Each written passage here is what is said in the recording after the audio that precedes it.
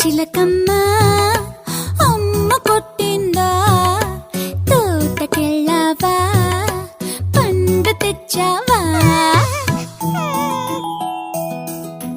గుడ్లు పెట్టావా గుటుక్కుమన్నావా గుడ్లు పెట్టావా గుటుక్కుమన్నావా